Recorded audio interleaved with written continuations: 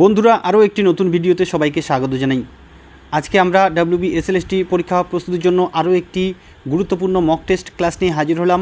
আজকে এটি দ্বিতীয় ক্লাস হতে চলেছে। এখানে 30টি প্রশ্ন নিয়ে আমরা আলোচনা করব।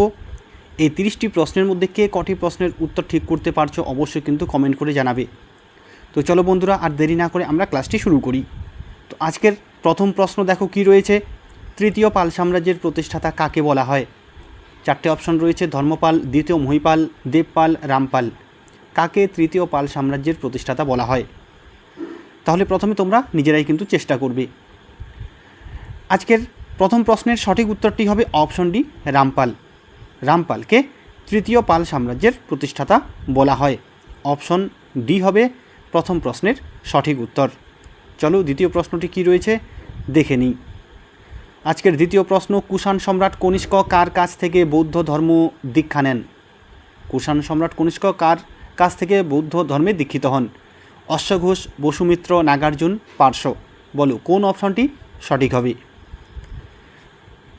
এই প্রশ্নের সঠিক উত্তরটি হবে অপশন এ, অশ্বঘোষ। বৌদ্ধ পণ্ডিত অশ্বঘোষের কাছে কুষাণ সম্রাট কনিষ্ক বৌদ্ধ ধর্মে দীক্ষা নিয়েছিলেন। অপশন এ হবে সঠিক উত্তর। চলো তৃতীয় প্রশ্নটি দেখে নিই। কত নং রেগুলেশন দ্বারা সতীদাহ প্রথা নিষিদ্ধ হয়? 17 নং, 21 নং, 3 নং, 16 নং রেগুলেশন।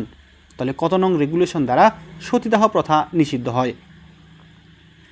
আজকের এই প্রশ্নের সঠিক উত্তরটি হবে অপশন এ, 17 নং রেগুলেশন।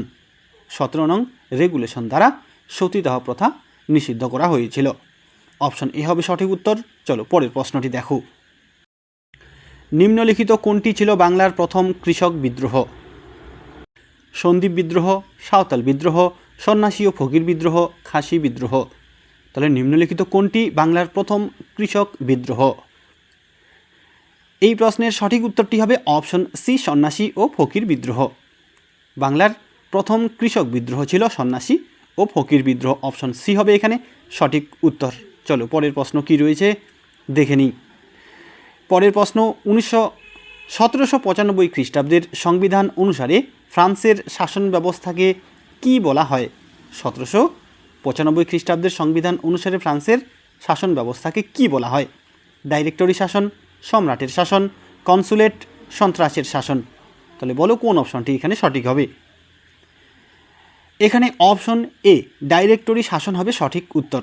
1795 খ্রিস্টাব্দের সংবিধান অনুসারে ফ্রান্সের শাসন ব্যবস্থাকে ডাইরেক্টরি শাসন ব্যবস্থা বলা হয়। পরের প্রশ্ন: ঐক্যবদ্ধ জার্মানির প্রথম সম্রাট কে ছিলেন? বিসমার্ক, কাইজার প্রথম উইলিয়াম, ম্যাজেন, ভিক্টর এমানুয়েল। ঐক্যবদ্ধ জার্মানির প্রথম সম্রাট কে ছিলেন? এই প্রশ্নের সঠিক উত্তরটি হবে অপশন বি, কাইজার প্রথম উইলিয়াম। ঐক্যবদ্ধ জার্মানির প্রথম সম্রাট ছিলেন কাইজার প্রথম উইলিয়াম। অপশন বি হবে সঠিক উত্তর। ইতালির পর্যটক নিকোলো কন্টি কার রাজত্বকালে ভারতে আসেন? প্রথম দেবরায়, দ্বিতীয় দেবরায়, কৃষ্ণদেব রায়, দ্বিতীয় হরিহর। ইতালির পর্যটক নিকোলো কন্টি কার রাজত্বকালে ভারতে এসেছিলেন? এই প্রশ্নের সঠিক উত্তরটি হবে অপশন এ, প্রথম দেবরায়। নিকোলো কন্টি যিনি ইতালির পর্যটক ছিলেন, তিনি প্রথম দেবরায়ের রাজত্বকালে ভারতে এসেছিলেন। চলো এরপরের প্রশ্নটি দেখে নিই কী রয়েছে। মুঘল সম্রাট আকবর কত সালে সিংহাসনে বসেন? মুঘল সম্রাট আকবর কত সালে সিংহাসনে আরোহণ করেছিলেন? চারটে অপশন রয়েছে এখানে, দেখো এর মধ্যে কোন অপশনটি সঠিক হবে? এখানে অপশন বি, 1556 খ্রিস্টাব্দ হবে সঠিক উত্তর। মুঘল সম্রাট আকবর 1556 খ্রিস্টাব্দে সিংহাসনে বসেছিলেন। অপশন বি হবে এখানে সঠিক উত্তর। এবারের প্রশ্ন: মুঘল সাম্রাজ্যের কোন সম্রাট সবথেকে বেশি দিন রাজত্ব করেছিলেন? বাবর, আকবর, শাহজাহান, ঔরঙ্গজেব। কোন অপশনটি এখানে সঠিক হবে? এখানে অপশন ডি, ঔরঙ্গজেব হবে সঠিক উত্তর। মুঘল সম্রাট ঔরঙ্গজেব সবথেকে বেশি দিন রাজত্ব করেছিলেন। চলো পরের প্রশ্নটি দেখো। সুফি শব্দটি আরবি শব্দ সাফা থেকে এসেছে, যার অর্থ হলো ঈশ্বরের প্রতিনিধি, পশমের বস্ত্র পরিধানকারী, ঈশ্বরের প্রতি অনুরাগ, আত্মার সাধনা। তাহলে বলো এখানে কোন অপশনটি সঠিক হবে? এই প্রশ্নের সঠিক উত্তরটি হবে অপশন বি, পশমের বস্ত্র পরিধানকারী। সুফি শব্দটি আরবি শব্দ সাফা থেকে এসেছে, যার অর্থ হলো পশমের বস্ত্র পরিধানকারী। অপশন বি হবে সঠিক উত্তর। নেক্সট কোশ্চেন, অরবিন্দ ঘোষের লেখা গ্রন্থের নাম কি? Discovery of India, divine comedy, Kamayani, Savitri. Aurobindo ঘোষের লেখা গ্রন্থের নাম কি? এই প্রশ্নের সঠিক উত্তরটি হবে অপশন ডি, সাবিত্রী। অরবিন্দ ঘোষের লেখা গ্রন্থের নাম হলো Savitri, a legend and a symbol. Aurobindo ঘোষের লেখা আরও একটি বিখ্যাত গ্রন্থের নাম অবশ্যই মনে রাখবে, দি লাইফ ডিভাইন। দি লাইফ ডিভাইন হলো অরবিন্দ ঘোষের লেখা আরও একটি গুরুত্বপূর্ণ গ্রন্থ। চলো নেক্সট প্রশ্ন দেখে নিই কী রয়েছে। কোন শাসকের সময়কালে দিল্লি সুলতানির সর্ববৃহৎ সম্প্রসারণ ঘটে? মোহাম্মদ বিন তুগলক, গিয়াসউদ্দিন তুগলক, আলাউদ্দিন খলজি, সিকান্দার লোদি। কোন শাসকের সময়কালে দিল্লি সুলতানির সর্ববৃহৎ সম্প্রসারণ ঘটে? এই প্রশ্নের সঠিক উত্তরটি হবে অপশন এ, মোহাম্মদ বিন তুগলক। মোহাম্মদ বিন তুগলকের সময়কালে দিল্লি সুলতানির সর্ববৃহৎ সম্প্রসারণ ঘটেছিল। চলো এর পরের প্রশ্নটি দেখে নিই কী রয়েছে। কোণার্কের বিখ্যাত সূর্য মন্দির কে প্রতিষ্ঠা করেন? সম্রাট অশোক, রাজরাজ চোল, প্রথম নরসিংহদেব, রঘুনাথ সিংহ। কোণার্কের বিখ্যাত সূর্য মন্দির কে প্রতিষ্ঠা করেন? এখানে অপশন সি, প্রথম নরসিংহদেব হবে সঠিক উত্তর। কোণার্কের বিখ্যাত সূর্য মন্দিরের প্রতিষ্ঠাতা ছিলেন প্রথম নরসিংহদেব। পরের প্রশ্ন, কত খ্রিস্টাব্দে কার্লসবার্গ ডিক্রি জারি করা হয়? 1818, 1819, 1816, 1820 খ্রিস্টাব্দে। কত খ্রিস্টাব্দে কার্লসবার্গ ডিক্রি জারি করা হয়? এই প্রশ্নের সঠিক উত্তরটি হবে অপশন বি, 1819 খ্রিস্টাব্দে। 1819 খ্রিস্টাব্দে প্রিন্স মেটার্নিক, অস্ট্রিয়ার চ্যান্সেলর প্রিন্স মেটার্নিক জার্মানিতে কার্লসবার্গ ডিক্রি জারি করেন।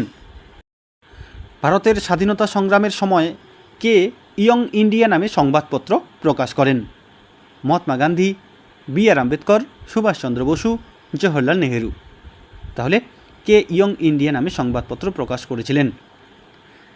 এই প্রশ্নের সঠিক উত্তরটি হবে অপশন এ, মহাত্মা গান্ধী। ভারতের স্বাধীনতার সংগ্রামের সময় ইয়ং ইন্ডিয়া নামে সংবাদপত্র প্রকাশ করেছিলেন মহাত্মা গান্ধী। অপশন এ হবে সঠিক উত্তর।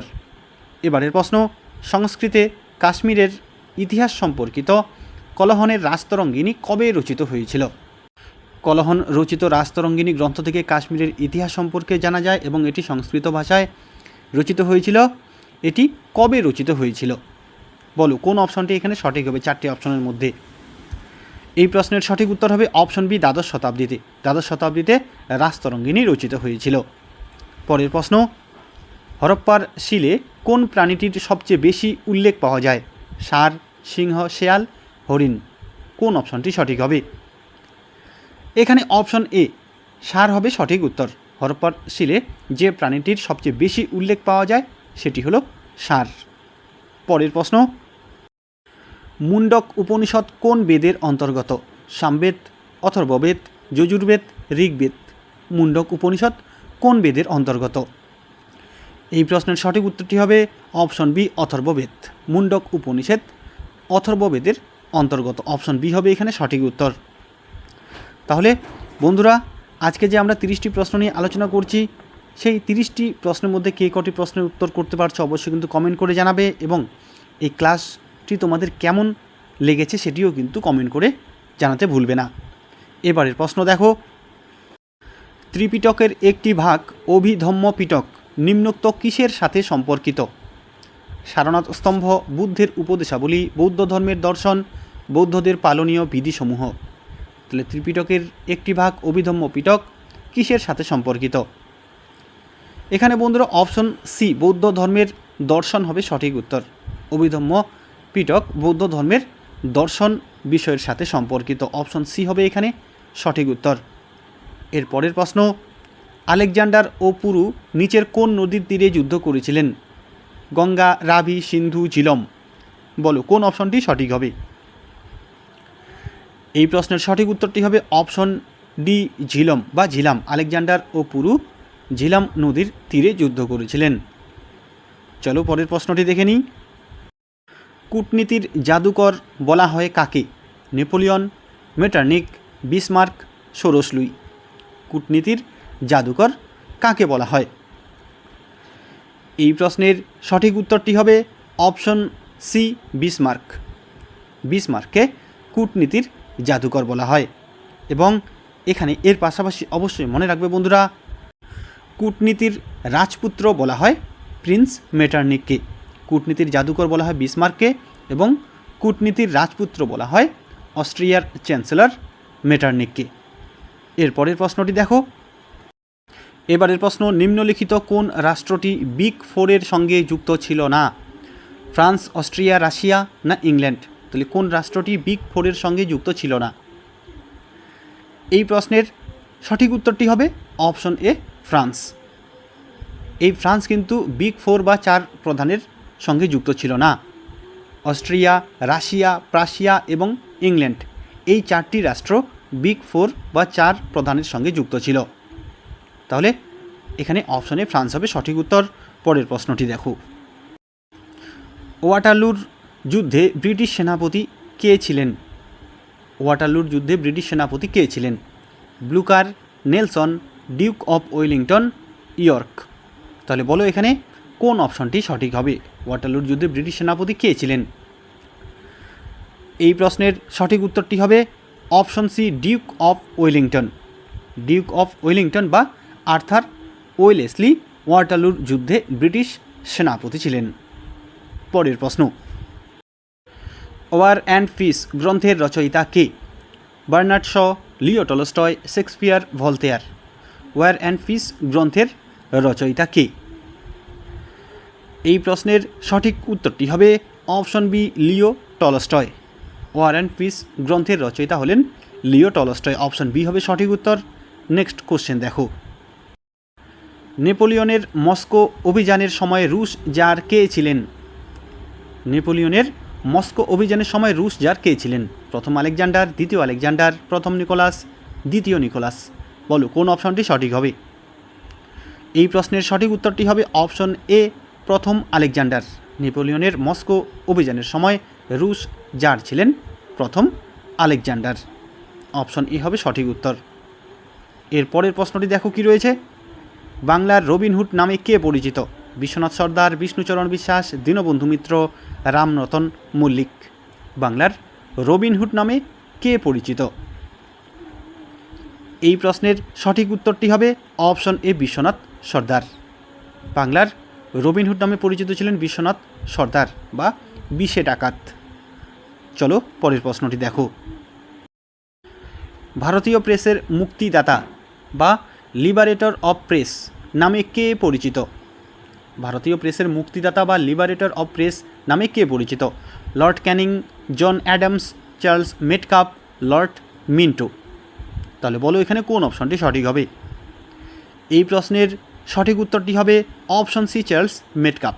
ভারতীয় প্রেসের মুক্তিদাতা বা লিবারেটর অফ প্রেস নামে পরিচিত হলেন চার্লস মেটকাপ। অপশন সি হবে সঠিক উত্তর। পরের প্রশ্ন, ভেলোর বিদ্রোহের সময় মাদ্রাজের গভর্নর কে ছিলেন? ভেলোর বিদ্রোহের সময় মাদ্রাজের গভর্নর কে ছিলেন?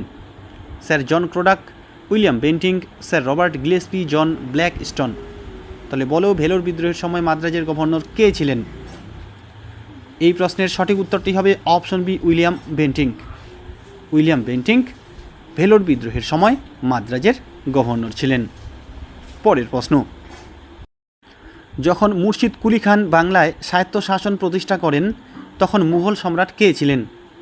মুর্শিদ কুলি খান বাংলায় স্বায়ত্তশাসন যখন প্রতিষ্ঠা করেন তখন মুঘল সম্রাট কে ছিলেন? ফারুক সিয়ার, আহমেদ শাহ, মোহাম্মদ শাহ, দ্বিতীয় আলমগীর? বলো কোন অপশনটি এখানে সঠিক হবে? এই প্রশ্নের সঠিক উত্তরটি হবে অপশন এ, ফারুক সিয়ার। যখন মুর্শিদ কুলি খান বাংলায় স্বায়ত্তশাসন প্রতিষ্ঠা করেছিলেন তখন মুঘল সম্রাট ছিলেন ফারুক সিয়ার। অপশন এ হবে এখানে সঠিক উত্তর। চলো আজকের শেষ বা 30 নম্বর প্রশ্নটি দেখে নিই কী রয়েছে। ইংরেজ ইস্ট ইন্ডিয়া কোম্পানিকে কে দেওয়ানি প্রদান করেছিলেন? এখানে ইংরেজি হয়েছে, এখানে ইংরেজ হবে। ইংরেজ ইস্ট ইন্ডিয়া কোম্পানিকে কে দেওয়ানি প্রদান করেছিলেন? ফারুক সিয়ার, দ্বিতীয় বাহাদুর শাহ, ঔরঙ্গজেব, দ্বিতীয় শাহ আলম? বলো এখানে কোন অপশনটি সঠিক হবে? এই প্রশ্নের সঠিক উত্তরটি হবে অপশন ডি, দ্বিতীয় শাহ আলম। 1765 খ্রিস্টাব্দে এলাহাবাদ চুক্তির মাধ্যমে দ্বিতীয় শাহ আলম ইংরেজ ইস্ট ইন্ডিয়া কোম্পানিকে দেওয়ানি প্রদান করেছিলেন। অপশন ডি হবে এই প্রশ্নের সঠিক উত্তর। তাহলে বন্ধুরা আজকে আমরা এই ভিডিওতে WBSLST পরীক্ষা প্রস্তুতির জন্য একটি গুরুত্বপূর্ণ মক টেস্ট করলাম, যেখানে 30টি প্রশ্ন নিয়ে কিন্তু আলোচনা করা হলো। অবশ্যই কিন্তু তোমরা কমেন্ট করে জানাবে কে কটি প্রশ্নের উত্তর ঠিক করতে পেরেছো। তাহলে আজকে এ পর্যন্তই, দেখা হবে নেক্সট ভিডিওতে। ধন্যবাদ।